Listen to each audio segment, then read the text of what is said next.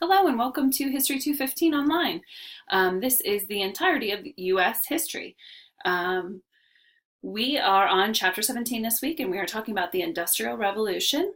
Our learning outcomes are describe and discuss the development of the Industrial Revolution in America after the Civil War, concentrating on the major industries and their leaders. Describe how America's regional and local markets merge into one truly national market and how this influenced the consumer demand for products and services, as well as some of the costs associated with the transition. Discuss the functioning of national, state, and local politics during the late 1800s. And describe the formation of the early labor unions in the United States, including their goals, activities, and situations at the end of the 19th century. So you're going to see an explosion in U.S. history. And with that explosion comes a lot of good things. And with that explosion comes a lot of ways for people to exploit other human beings. That is very important as to why things came about that maybe we don't understand as well today. Okay, so our chapter starts out. The world that had consisted of small farms, artisans, workshops, and small factories transformed into a full-scale industrial society. And that really impacted society in large ways. It talks about how in the 1870s, the rights of the African American, ensuring political, economic, and social rights really began to wane. Reconstruction really kind of ended. And most of that was due to a presidential race that was actually super close and kind of shady, to the point that they made a deal with the devil and said, okay, Republicans, you can have your president, but get the troops out of the South. And when they took the troops out of the South, the newly freedmen and women, the former slaves, their freedom disappeared because, there's a famous quote I hear over and over again that says, you can free the slaves, but you still have the slave owners. And you still have those people who need education or they need knowledge, or maybe they will never change, but they are accustomed to oppressing others to gain.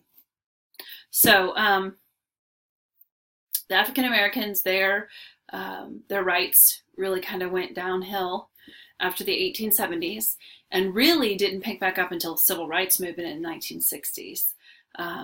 In fact, it got so bad that there was a great migration. 3 o'clock. There was a great migration of blacks to the North because they could not stand the oppression anymore. There was no freedom. And so they heard from their, friends, from many churches. They heard from family members that there was actually better wages, better treatment in the North. Not a ton better, okay, but enough better. And there were issues of, I just heard some professors talk about this week that, African Americans would flock to the train stations to leave, and oftentimes lynch mobs would meet them there because they were saying, you cannot leave. So there were some real problems in the South that still needed to be addressed, and with the Standing Army being removed, they were not. Okay, so industrialization, relative economic backwater, was to become the most powerful economy in the world, and industrialization played a key role. Like the market revolution for the first half of the century, energy sources shifted from humans to and animal power to mechanical power. You had railroads making travel easier, so you have transportation is a huge piece of the Industrial Revolution. And then you have these factories, medium, small-sized factories being transformed into full-scale industrial society, large factories.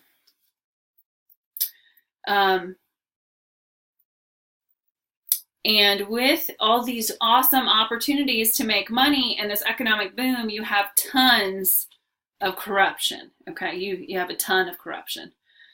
And a lot of times this corruption is justified through some pretty sketchy means. Okay. So by the early 1900s, three waves of reformers did emerge because of so much corruption, and they were the populists, the progressives, and the labor movements. Okay. Industrial Revolution, your definition. Transformation in the way goods were made and sold as American businessmen between the years of 1865 and 1915 used continuing technological breakthroughs and creative financing to bring greater efficiency to their business. Okay, so after the Civil War, a lot of times war obviously devastates, but it also sometimes can kick in an economic boom.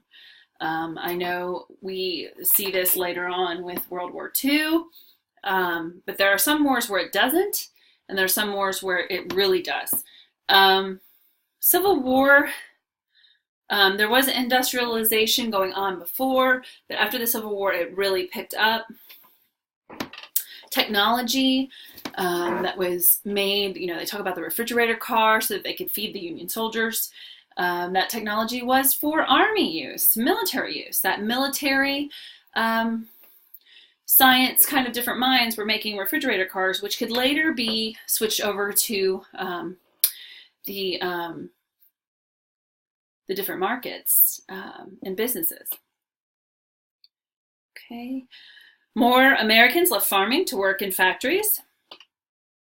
There were huge and rapid growth in cities. The American economy became dominated less by family businesses and more by large-scale corporate businesses. Oh, excuse me. History does not make me tired. I love history. Okay, the Industrial Revolution was launched in England in the 1750s, okay? So they had it going on there. And what's really fascinating is, even China was ready to have an Industrial Revolution almost 500 to 700 years prior to England.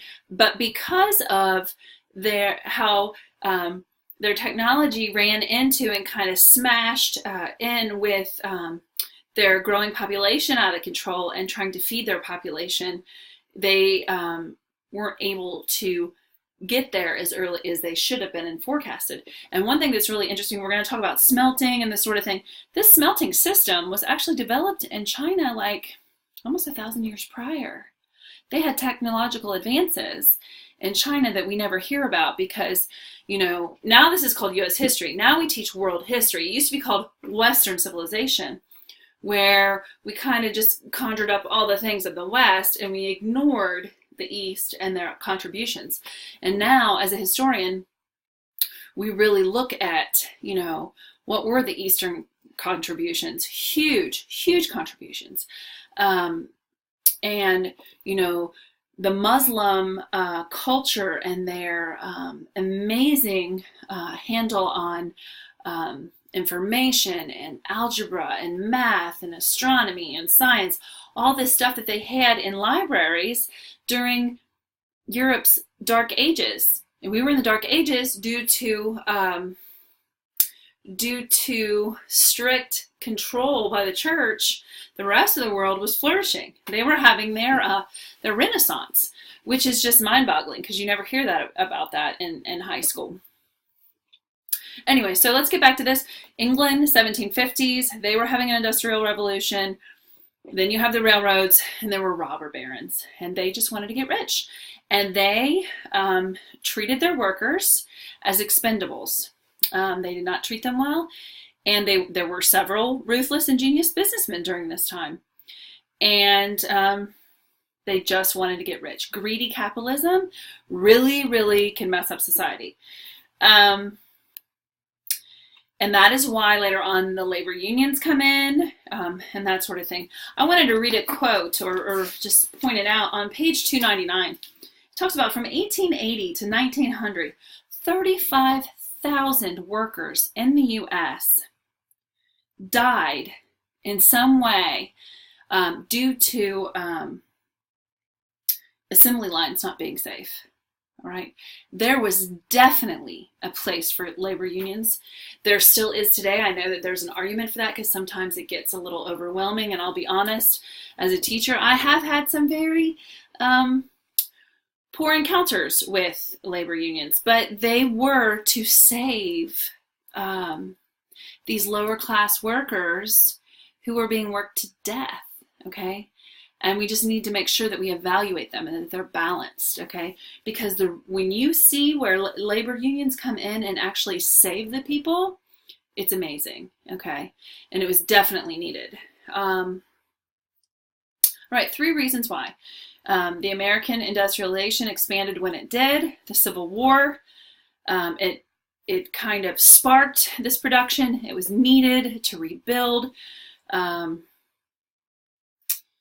Clothing, shoe, and that sort of thing encouraged them to produce things for weapons and to clothe the different armies. And that growth was beginning and just kind of snowballed. Government support, besides purchasing goods for troops, Congress took advantage of the absence of Southerners in the House and Senate to pass a series of bills.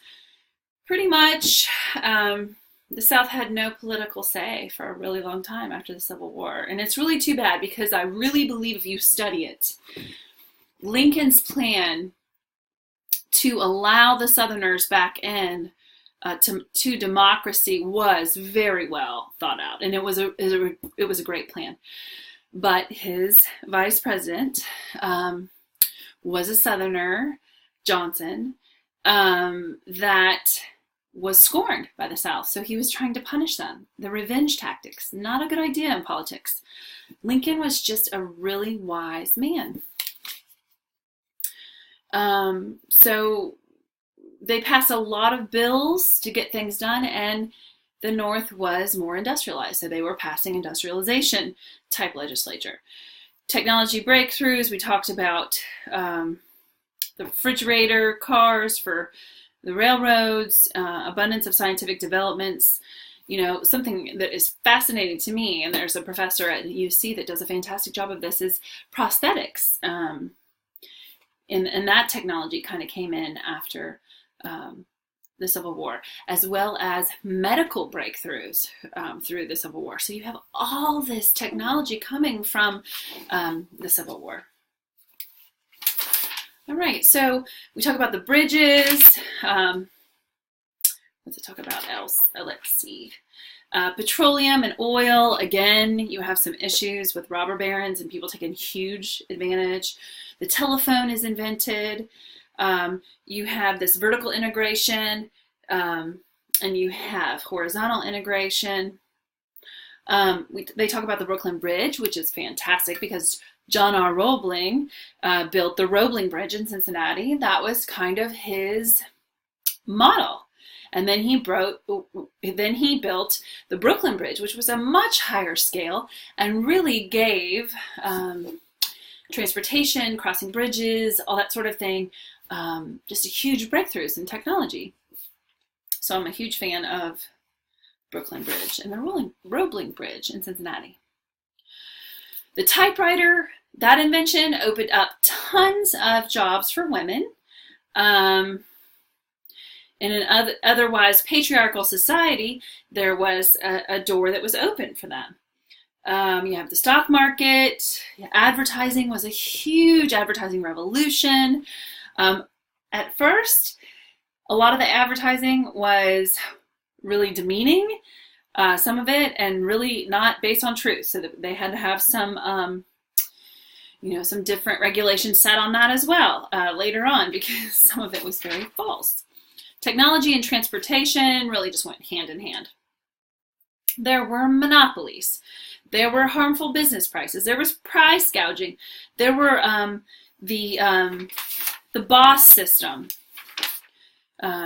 where they took bribes, and the machine politics where there was a boss in charge. If somebody had a fire, the boss would send people down to take care of them, and then they would owe them their votes. Okay, that is not how it works. That's bribing and owing their votes. There was a lot of hierarchy. Hierarchy is where people, their value is different. And this is supposed to be, America, where there's democratization, where everyone's equal. And that is the beginning of Chapter 17 and Industrial Revolution.